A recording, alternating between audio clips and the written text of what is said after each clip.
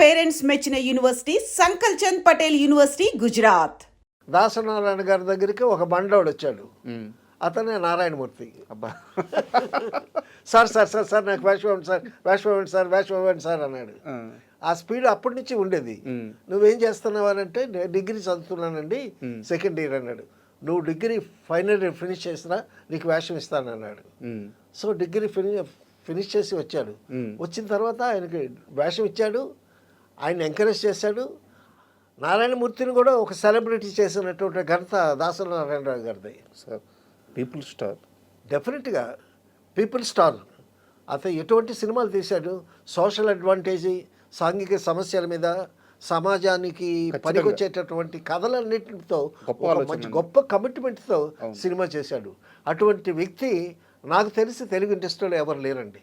Sir Narayanamurthy మాట్లాడుతూ ఉంటే so కొంచెం హాస్యాస్పదంగా ఉంటుంది కానీ, బట్ అతని కమిట్మెంటు, అతనికి ఉండేటటువంటి క్లారిటీ అతనికి ఉన్నది. మీరు అన్నట్టు ఆయన మాట్లాడుతుంటే హాస్యాస్పదంగా ఉంటుంది సార్. బట్ ఏంటంటే ఆయన నిజాలు చెప్తాడు, నిజాలని ఒక చతురతతో చెప్తాడు. అవును, మొహం మీద చెప్తాడు. అక్కడ ఏంటంటే పళ్ళను కుట్టినట్టు ఉంటుంది, కొంచెం ఆ చతురత వల్ల నవ్వు వస్తుంది. తర్వాత ఒక ఫైర్ ఉంటుంది అతని స్పీచ్లో, ఒక ఫైర్ ఉంటుంది, ఒక ఎమోషన్ ఉంటుంది. పబ్లిక్ మీటింగ్లోనే చెప్పాడు కదండి, చిరంజీవి గారి ఎదుటే ఎన్టీ రామారావు గారికి చెప్పుకోవాల్సిన సినిమాలు ఉన్నాయి, నాగేశ్వరరావు గారికి చెప్పుకోవాల్సిన సినిమాలు ఉన్నాయి, కృష్ణ గారికి అల్లూరి సీతారామరాజు ఉంది, శోభన్ బాబుకి సంపూర్ణ రామాయణం ఉంది.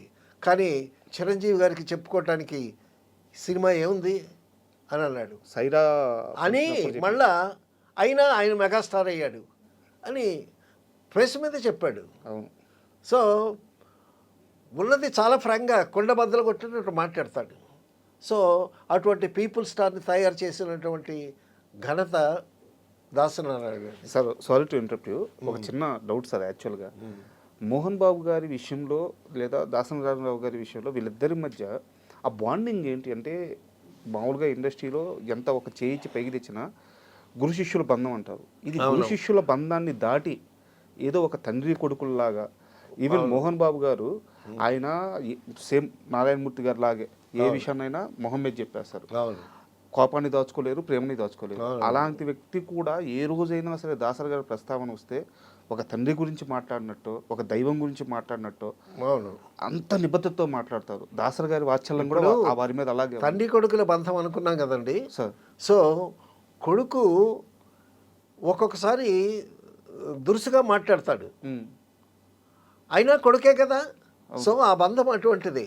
తర్వాత అంత ఎందుకు ప్రేమించేస్తారు మోహన్ బాబు గారిని? ఆయన మోహన్ బాబు గారిని ఎందుకంటే అతను నోరు పారేసుకుని ఉన్నది ఉన్నట్టు చెప్పి, కుండబద్దలు కొట్టినట్టు చెప్పి శత్రుత్వాన్ని పెంచుకుంటాడు ఆయన. కాబట్టి అది గమనించాడు ఆయన.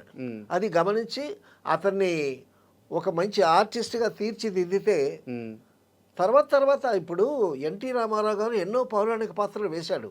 ఆ పాత్రల తాలూకా ప్రభావం డెఫినెట్గా వ్యక్తి మీద ఉంటుంది. సో అలాగా ఒక మంచి ఆర్టిస్ట్ని తయారు చేసి ఒక మంచి మార్గంలో నడిపిస్తే తను కూడా నాతో ప్రయాణం చేసి వస్తాడు అనేటటువంటి ఒక తండ్రి అనేటటువంటి వాత్సల్యంతో ఒక కొడుకు అనే పద్ధతిలో అతన్ని తీసుకొస్తే మోహన్ బాబు కూడా ఆ విధంగా ఫీల్ అయ్యాడు. నాకు జన్మనిచ్చినది తండ్రి అయితే సినీ జన్మనిచ్చినటువంటిది దాసరి నారాయణరావు గారు. మే 4th ఫంక్షన్లో కూడా ఎప్పుడూ అదే చెప్తాడు మోహన్ బాబు. దాసరి నారాయణరావు గారు నాకు తండ్రి కన్నా ఎక్కువ, దేవుడితో సమానం. ఆయన గురించి చెప్పాలంటే ఎంతో ఉంటుంది. సో అటువంటి గొప్ప వాత్సల్యానికి నేను పాత్రుడయ్యాను అని ఎప్పుడూ చెప్పుకుంటూ ఉంటాడు.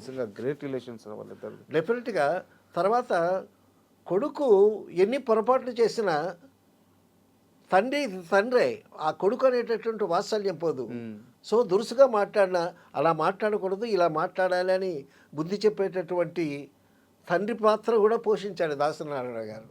ఒక్క మోహన్ బాబు విషయంలోనే కాదు, చాలామందిని ఆ సంస్థలో అదొక యూనివర్సిటీ అయింది, దాసరి యూనివర్సిటీ అయింది. సార్ నా నెక్స్ట్ క్వశ్చన్ కూడా ఇదే సార్. యాక్చువల్గా ఒక డైరెక్టరు తన కింద పనిచేసే మంచి టెక్నీషియన్, ఎందుకంటే మీరు చాలా సంవత్సరాలు అసోసియేట్ కోఆర్డినేటర్ దాకా చేస్తున్నారు మీరు. సో ఇక్కడ చిన్న సమస్య ఏంటంటే ఒక డైరెక్టర్కి మంచి అసోసియేట్ కానీ కోఆర్డినేటర్ కానీ దొరికితే వీళ్ళని డైరెక్టర్ని కానివ్వరు, ఎందుకంటే తమ పని సులువు అవద్దు వీళ్ళు కింద ఉంటే అని చెప్పేసి Definitely. చాలా మంది. ఓకే. కానీ ఒక్క దాసరి గారు మాత్రం అవకాశం ఉన్నంత వరకు శిష్యుల ప్రతి ఒక్కరిని డైరెక్టర్లు చేసి ప్రోత్సహించారు.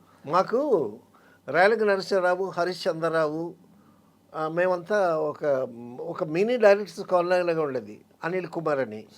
సో అక్కడ ఆదివారం పూట షూటింగ్ లేకపోతే అందరూ చేరుతాం అనమాట.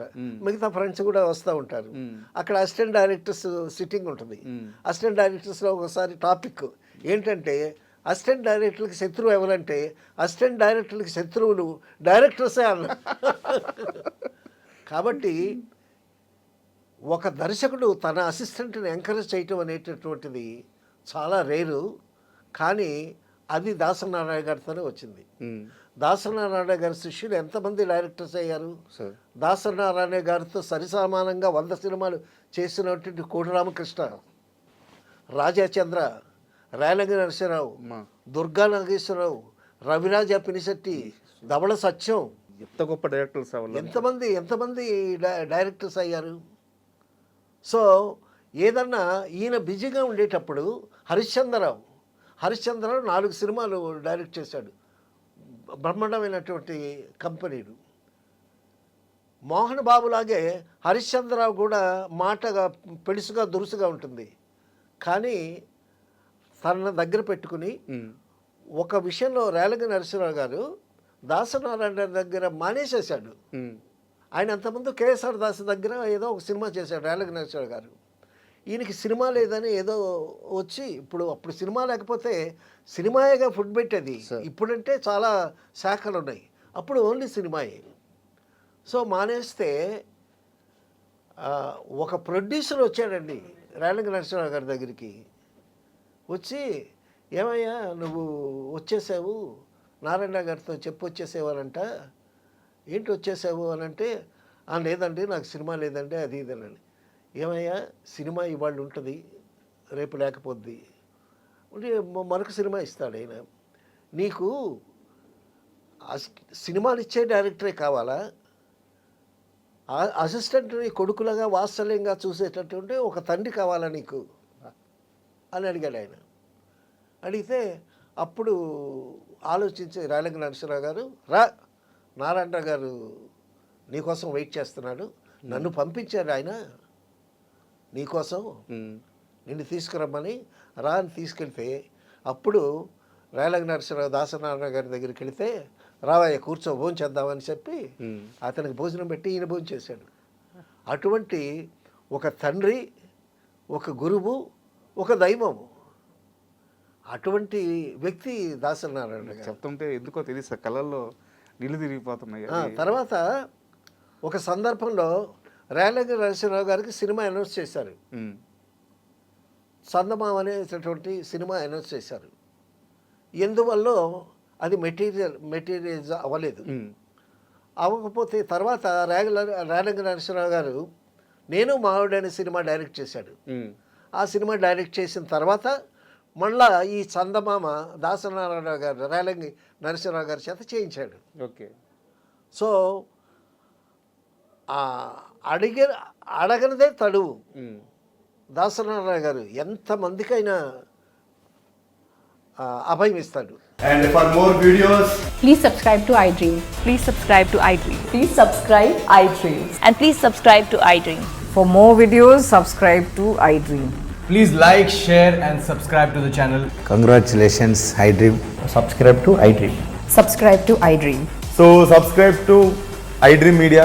iDream ki iDream team andarki huge congratulations. Please subscribe iDream Media. Please subscribe to iDream. Subscribe iDream. Please subscribe to iDream. iDream అంటే నా కళల ఛానల్ సబ్స్క్రైబ్ చేసుకున్న నోరు తిరుగుతలేదు, మీరైతే గంట గుర్తు కొట్టండి. For more such videos, please subscribe to iDream. Subscribe to iDream. Please subscribe to iDream. Please subscribe iDream Media. Please do subscribe to iDream. Please subscribe to iDream Media. For best entertainment and information, please subscribe iDream. And don't forget to subscribe to iDream.